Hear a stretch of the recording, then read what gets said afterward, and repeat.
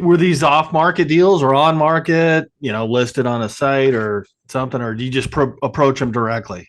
It was a little bit of everything. That's a good question, John. We were in some cases, they were listed on a kind of a brokerage listing service. Some of as we were getting into it, those were the first ones that we found, just because we weren't really tapped into the industry yet. Right. But once we got tapped into the industry, most of the ones that we found ended up being word of mouth somehow. Initially, most of the ones that we bought were quite small. And maybe 10 employees or 5 employees or 15 employees, kind of doing 10 million bucks of revenue, kind of those kind of companies. Yeah.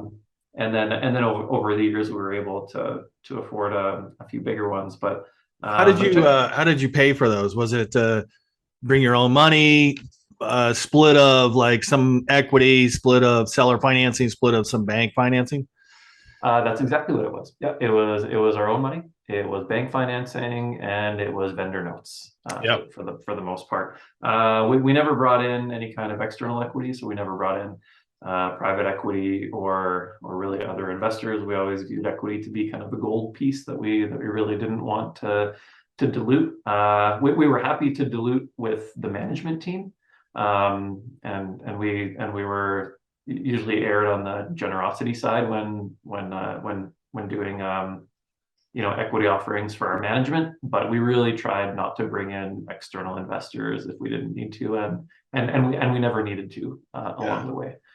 So the banks, we were I think doing a pretty good job of running the businesses, and I mean, I don't understand tech, so like tech type businesses where you can run a business and continuously lose money and it doesn't really matter. That is such a foreign concept to me. Like That would keep me up over every night. it really would. And so all the businesses that we always ran were profitable, and we thought about things like cash flow and profitability and what the balance sheet looks like, and what growth projections look like, and making sure that we had the right working capital. So those were things that we thought of all the time.